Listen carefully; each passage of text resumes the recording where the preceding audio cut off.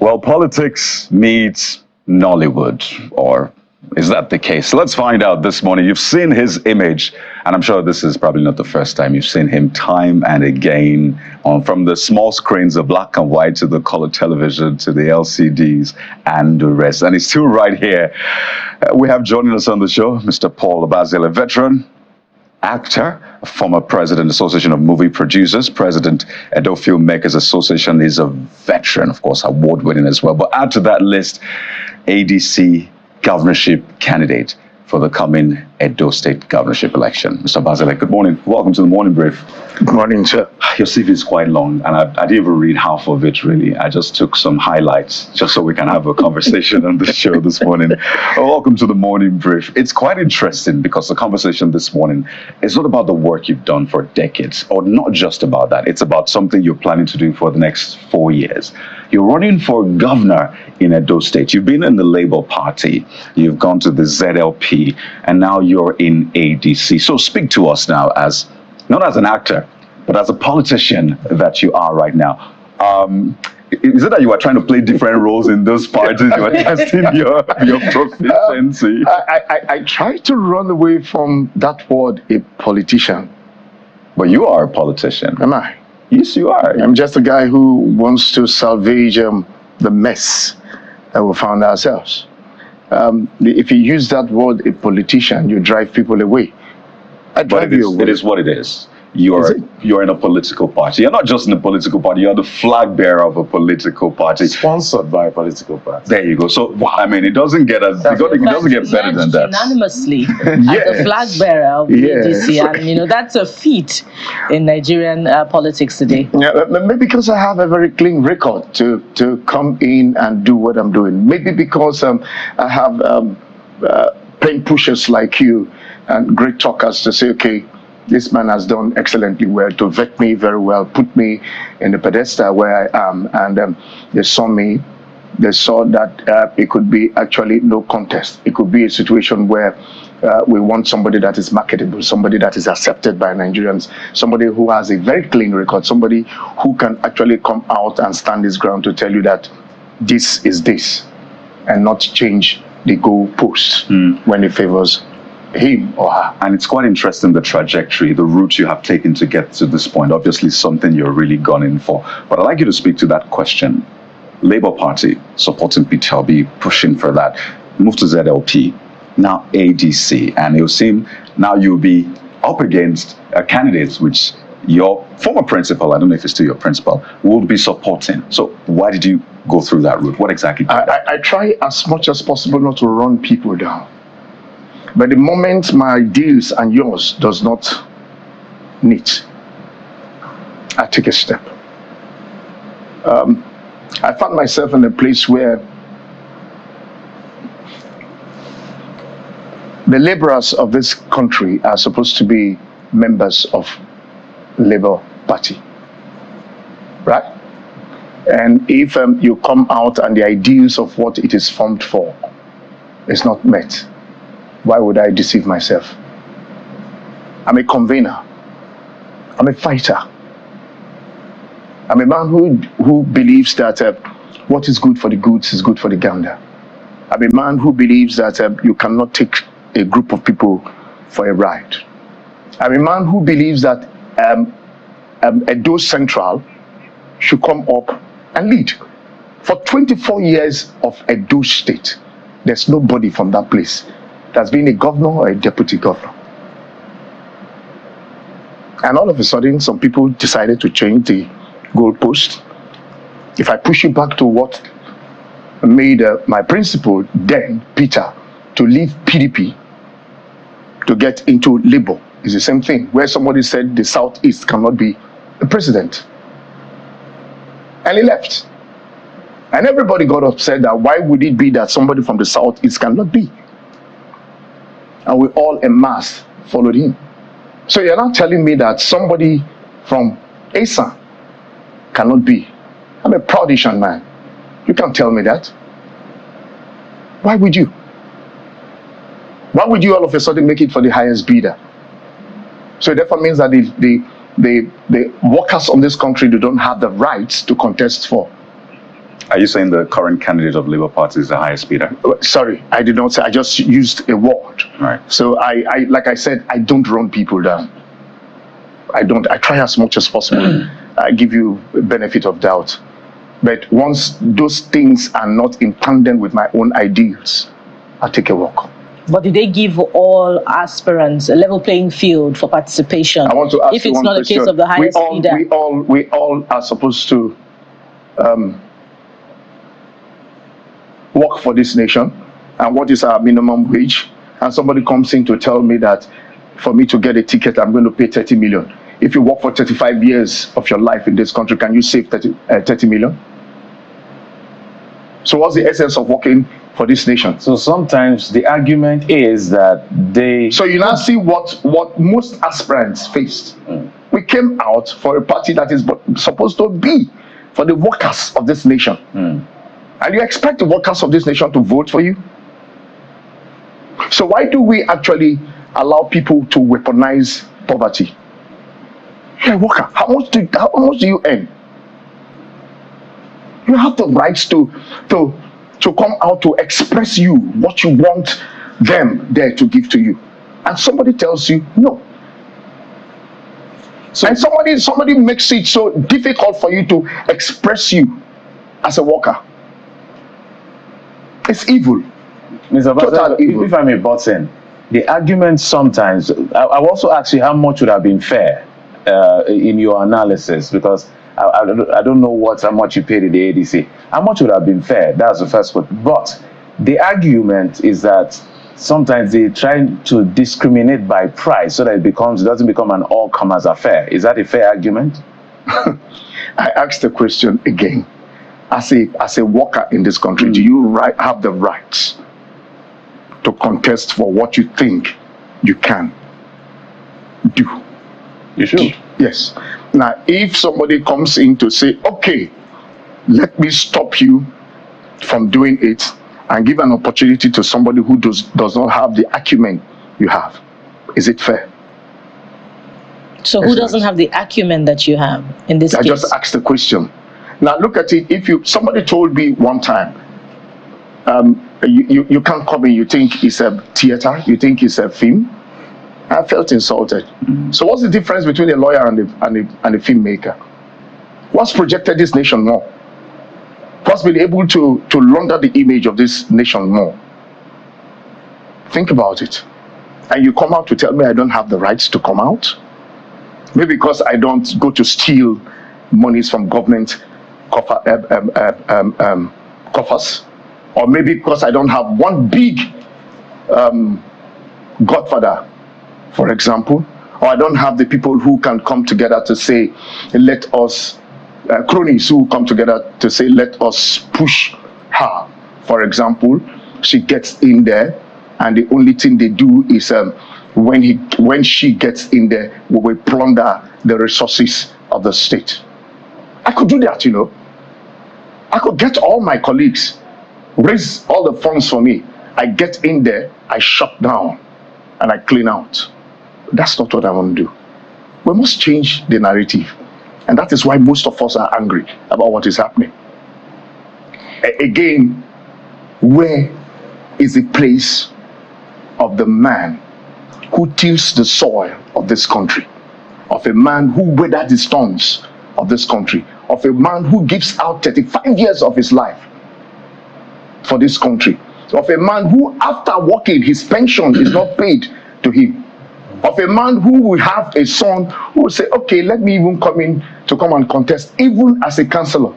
And yet he cannot get it because the money bags are there to stop them and enslave the people who are there. So let's stretch the argument further. Mondo Pepolo, Aswe Godalo, Olumide Apata, several others, including yourself, want Obaseki's job. So let me ask you, who is seated here, why do you want Obaseki's job when he leaves office? I just told you to change the narrative of what my people is. Do you know we live in abject poverty in Edo State?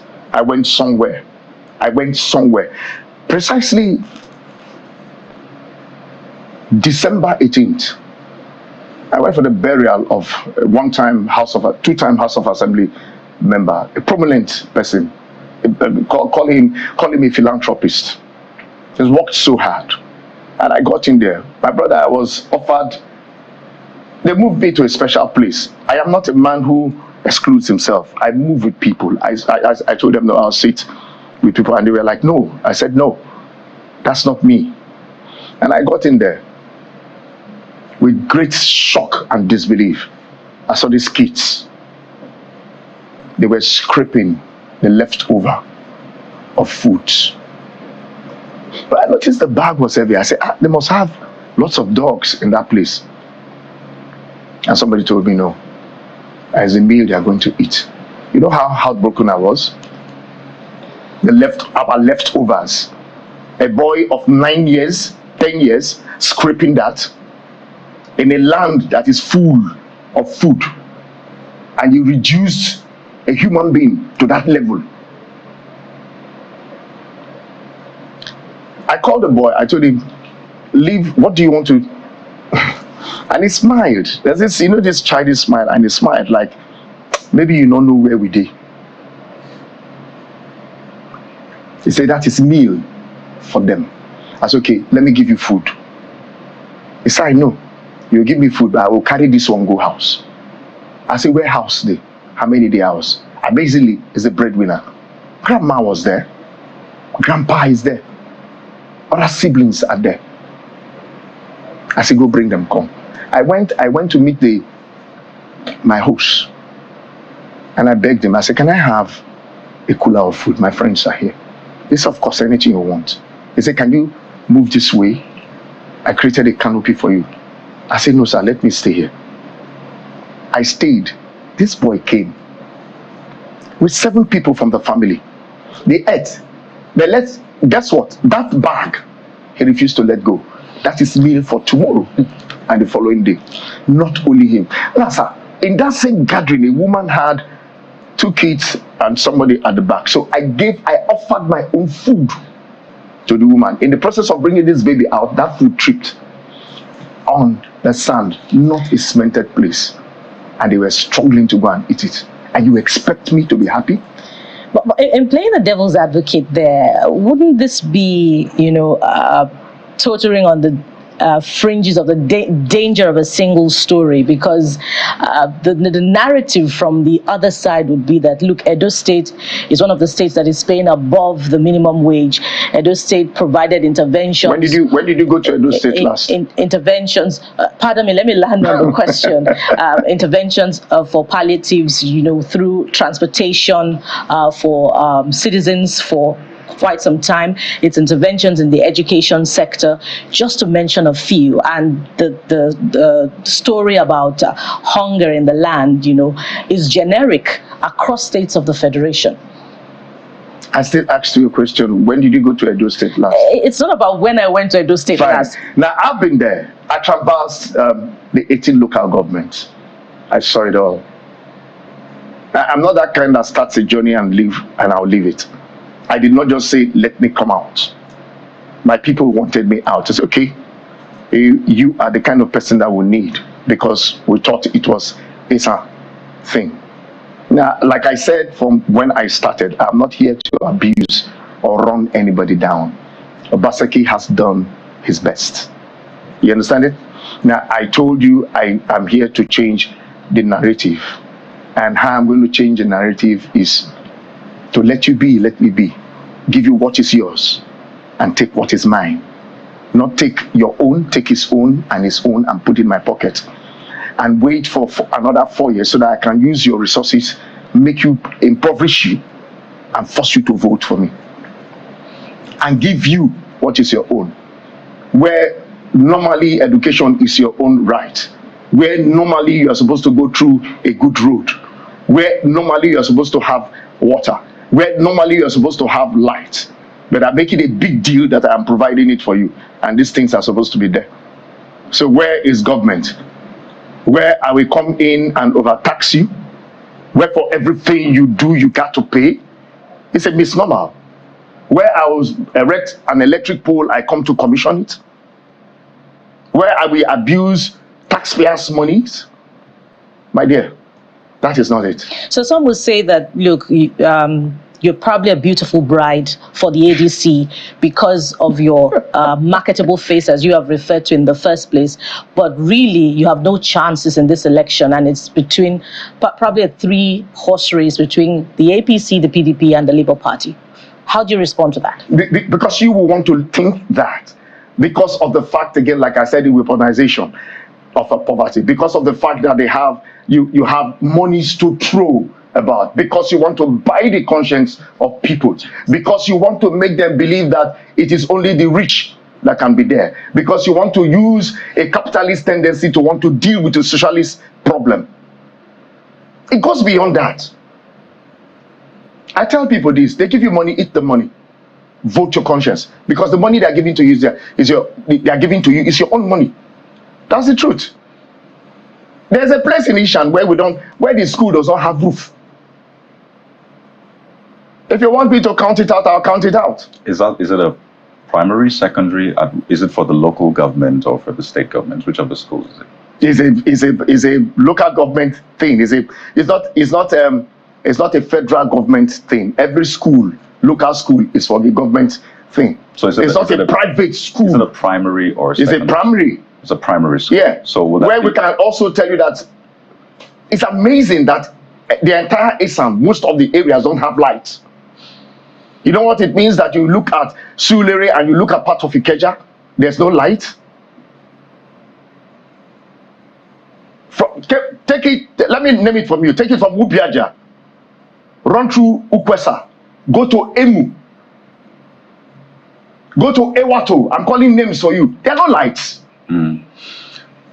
Quite a number of points you've made, and when you declared your ambition, and I know a lot of people said, okay, this is very interesting, changing the dynamics of things, and I imagine a lot of people will bring your experience and what you've been able to achieve in Nollywood into this, into politics, and people will say, if you've done it well in any other sector, you can as well do it well in another sector anyway, just bring the knowledge.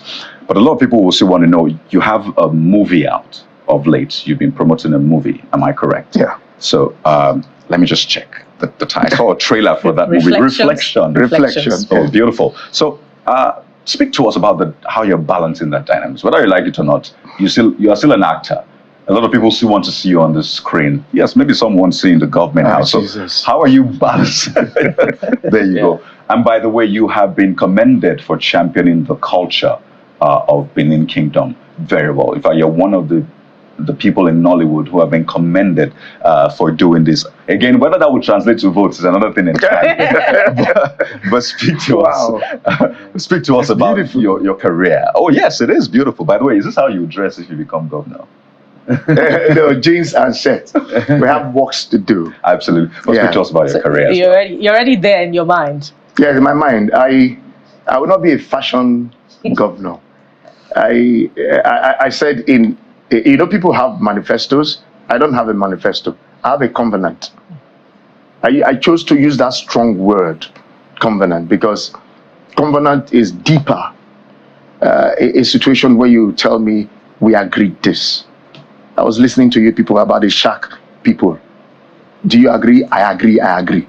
You understand it? So we agreed this, and I'm going to carry it out. And the reason why I chose, sorry, I'm going to come back to you.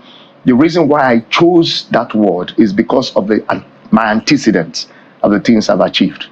Maybe if you go back to my career when I was a 2-time president of the Association of Movie Producers, you remember they called it a golden era. Why was it? We didn't record debts in my time. It was intentional. Intentional in the fact that, what can I give to you for you to trust me? Not what can you give to me? The association was in existence before. So I came in and said, no, let the association give. And I decided to give healthcare. And that's my number one priority in Edo State. That every born child of Edo must have a free healthcare system, HMO. Brilliant. So amazingly, how many are we in Edo State? 4,777,000 people, and you cannot provide 30,000 HMO for them. We all travel abroad. I keep using this ATM thing. If you give me your ATM card, I'll show you. The child is captured in that. The child's life is looked after from day 01 to 17. It's looked after. We run into those society to want to, they plan their lives.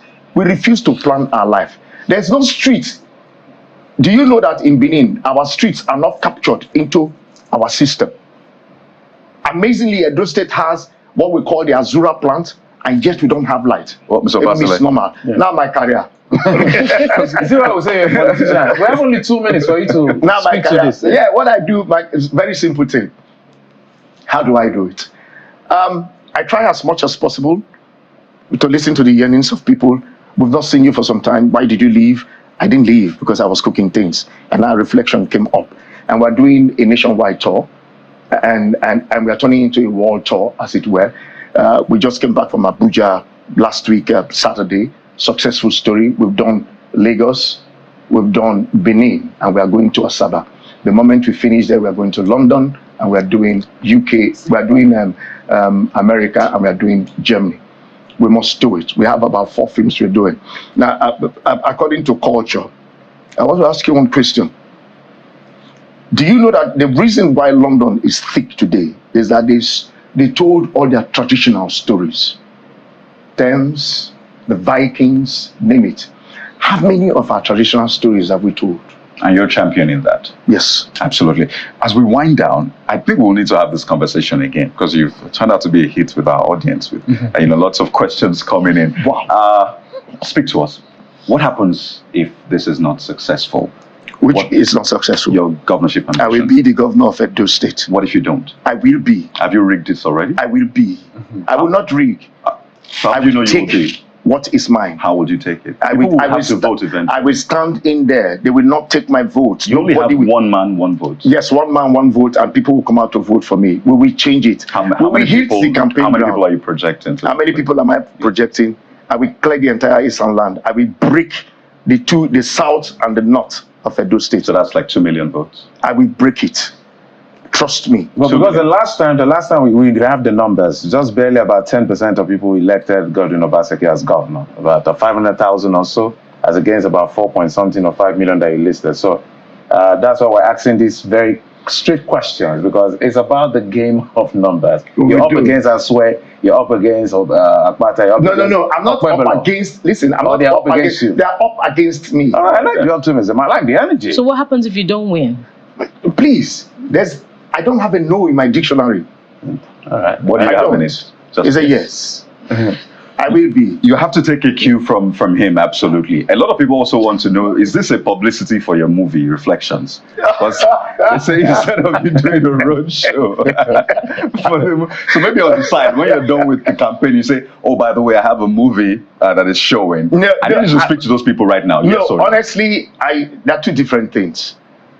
There are two different things. When I come out to do my things, I take, there's this song, one step at a time, sweet Jesus. That's the only thing I ask for. I take a step at a time. I deal with the project at a time. I deal with that. I separate me from that. I have a team that is dealing with my political aspect. I have a team that is dealing with my career aspect. I run Royal Pictures Limited. I'm the founder owner of Legends of Nollywood. I don't interfere with these things. They tell me what they want, I go get it. Interesting.